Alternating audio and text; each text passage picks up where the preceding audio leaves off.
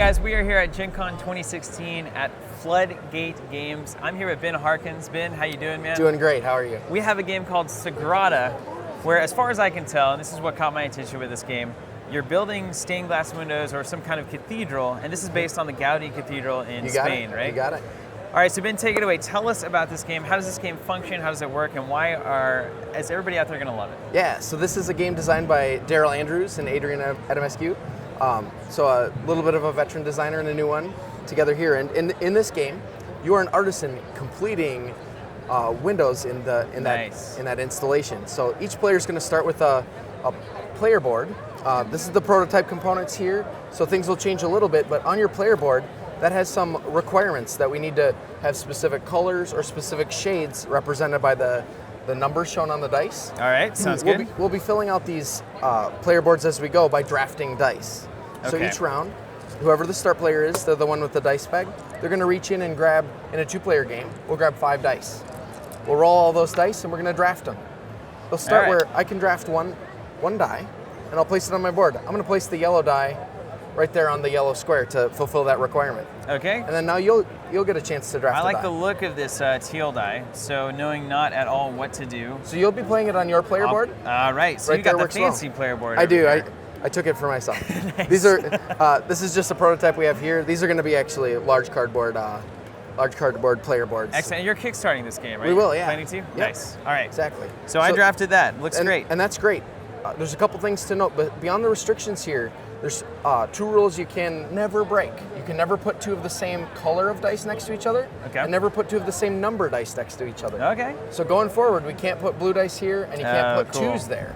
So you'll notice, as the game goes on, your board gets more constricted and your choices get harder. Makes a lot of sense. So with the draft, you'll actually get to draft another die now. Okay, because you got first pick, basically, Yep, right? exactly. Now, let's say, is this like a permanent 5 here? Is that what that means? You got it. You have to put a 5 there. And now you'll also be required to continue to build off of the window that you've started. So each of these dice are available to you, but the purple one you can't put here because it needs to be a 3, and you can't put it here because you can't put 2s next to each other. So I have to basically stack these next to what I've already started building. And build your glass out. Oh, this gets tricky. Exactly. Okay. Now, do diagonals count? Can I play diagonals are just fine. Yep. Okay. So I don't want to play a 4 here because that's not going to do. I can't play a 5 here. So why don't I draft this 2? Now, can I do a 2 diagonal? 2 diagonal is just fine. Yeah. All right, let's do that. Super. I'm going to pretend like I really understand the strategy going on here. That's all right. I feel like I'm grasping it, but nope, you're doing great. It's terrifying. So I'm going to draft my final die here, red 4, and drop it right there. That leaves 1 die left over. We'll have a round track that this die will go on to represent that there are 10 rounds in the game. We're just going to draft 2 dice per round. So last die is out. Total. Last die is out. We still present it here because there will be points to interact with that I'll talk about now. So 2 other things. That's the end of the round. But first you want to know, why are we drafting these dice all together, right? Yeah. So we want to do that to gain victory points. We have 2 ways to gain victory points. There's public objectives by having things like row color variety. So for every row that has 1 of each color, you'll get 6 victory points. So you're going to want to plan out how you're placing things to maximize those points. But at the same time, we also have column shade variety in play. So for each column that doesn't have a repeated shade, you're going to gain 4 points. Okay. So while you can play more than 1 of the same shade in a column, then you're missing out the opportunity for points on that one. Nice. Likewise for diagonals, the more you have in a diagonal, the more points you get there.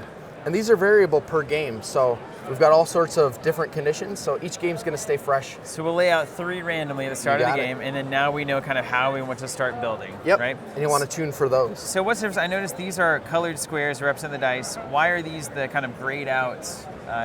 So the gray ones represent the shade, which we use the number on the die to represent how deep or light. So a different number. You got it. I see. So it doesn't matter what colors we have here, but we want to not have a repeat of the shades. Perfect. Makes sense. Exactly. And then the shade doesn't matter when it comes to the colors. Of course. These could be all 6. Well, they could alternate 6 and 5. Except for that one rule. Exactly. Right? Except for the core rule. Now, as you can see, things are going to get pretty hard as the game progresses. So to help mitigate that, we have these tool cards that are available. These let you break the rules in interesting ways, like the flux brush here lets you, after you draft, you can roll your die and hope for a different number. Yeah. And if it doesn't work out, then you have to put it back. The Lathe lets you move 2 dice, but you still have to obey the placement restrictions, so that lets you kind of rearrange things in your you can favor. rearrange your window, basically, okay? And so on. But in order to use these, we're going to start with some favor tokens. So Excellent. we each started with 3 because of the difficulty of the card that we picked.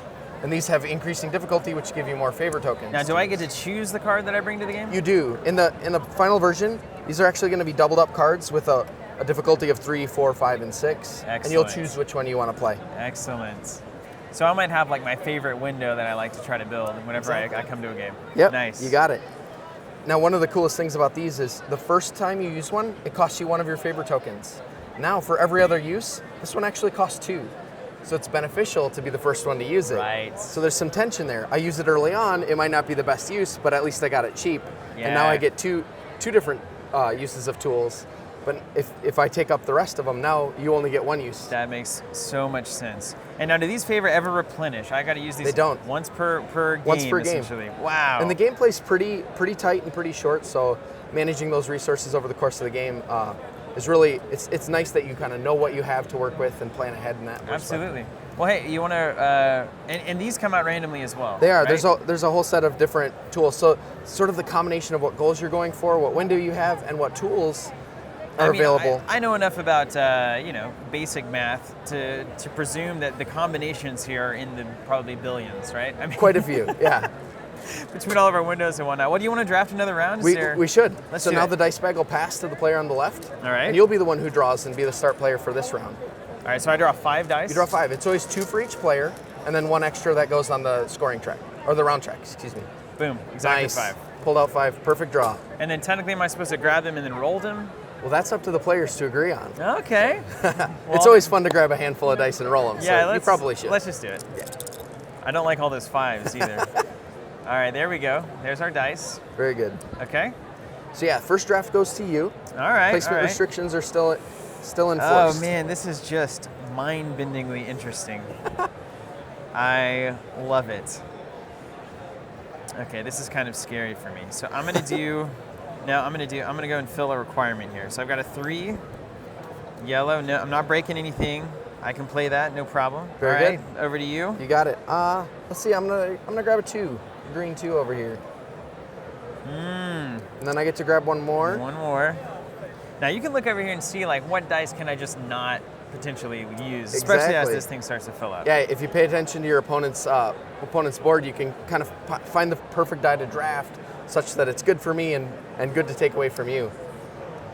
So I'm gonna fulfill that purple requirement over there as my second draft, and then All the final right. one's to you. And so going back over to me, how about we take a 1? I'm gonna work on this rainbow idea. I shouldn't tell you that. Actually, you know what I'm gonna do? I just wanna see it happen. So I'm gonna take this, but then I'm gonna use the flux brush to re-roll it. Re-roll right? it. Just take a look. All right, back to what it was. But hey, I stole it from You you, can still so place I feel it. okay. Yeah, very good. So that's the end of let's that do it round. There. One thing I didn't mention is we'll each actually start the game with a private objective. For each pip of a particular color that you find, the shape doesn't matter.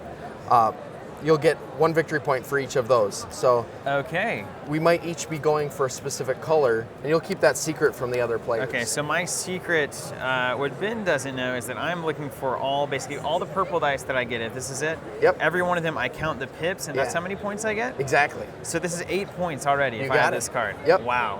And these can be scattered across the board. You got it. Wow. But All right. It's nice to have that little bit of a private objective too, where you can work on your own points and not clue into your other players. This honestly feels like a very beautiful fusion of a lot of the concepts that have been floating around these various kind of drafting and placement games with a just fantastic theme. I mean, this is the coolest thing. It feels good, Ben. This feels awesome. Great to hear it. Thank you so much, man. Yeah, Thanks for you're taking the welcome. time to show it to us. Of course, of course. This is Sagrada, Floodgate Games. Check that out. Incredible game. And we got more coming from GenCon 2016, so stay tuned.